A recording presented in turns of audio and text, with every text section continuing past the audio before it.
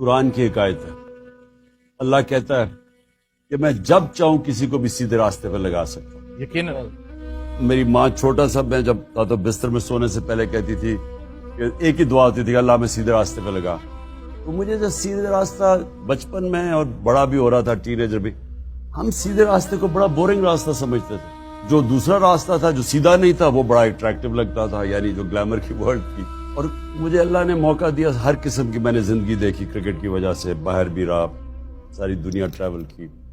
میرا جو دین کی طرف آنا تھا وہ ایک ایسا سفر تھا جو کہ خود ہی اپنی زندگی کو دیکھ کے, دنیا دیکھ کے, جس کو ہم سمجھتے تھے بڑی گلیمرس ورلڈ ہے. مثلا آپ اگر فلمیں دیکھیں, آپ اور ہم جب شروع میں تھے ویسٹرن فلمیں دیکھتے تھے, جو سپورٹس ورلڈ کے اندر بھی, تو جو ہیروز تھے وہ سارے سیدھے راستے پہ نہیں تھے, وہ دوسرے راستے پہ تھے. بالکل بالکل دوست. تو ہمارے رول ماڈلز ادھر تھے اور ماں کہتی تھی سیدھے راستے پہ لگو. میں نے اپنی زندگی میں آہستہ آہستہ ریئلائز کیا جو ہمارے رول ماڈلز پاپ سٹارز تھے انگلینڈ کے اندر, جو امریکہ کے اندر, تو میں ان کو ملا اپنی زندگی میں, ان کی پھر زندگیاں دیکھی, تو مجھے آہستہ آہستہ ریئلائز کیا کہ وہ جو ہمیں اٹریکٹیو راستہ لگتا تھا اصل میں وہ تباہی کا راستہ ہے.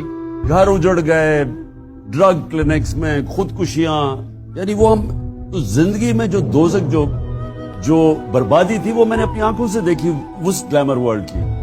اور پھر آہستہ آہستہ سمجھ آئی کہ اصل میں سیدھا راستہ تو وہ ہوتا ہے جو کہ اندر سے انسان کو سکون دیتا ہے, خوشی دیتا ہے, بھلے سے مشکل کیوں نہ ہو. مشکل دیکھیں جی, اصل میں سیدھا راستہ نبی صلی اللہ علیہ وسلم کا راستہ, وہ ہے سیدھا راستہ. اب تو اس کی راستہ دیکھنے کے لیے ان کی آپ زندگی پڑھیں یا ان کی زندگی کیا تھی.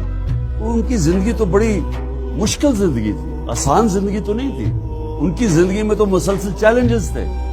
اور وہ یعنی جب اپنے عروج پہ پہنچے, میں یہ ساری اپنے بچوں کو بھی بتاتا ہوں, جو ان کو عروج تھا جب فتح مکہ ہو گئی, جب وہ آخری خطبے پہ گئے, تو آخری خطبے پہ لاکھ لوگ عرفات کے اوپر نیچے جمع ہوئے, بڑا زبردست خطبہ ہے ان کا, ہیومن رائٹس کا چارٹر ہے اگر آپ اس کو پڑھیں.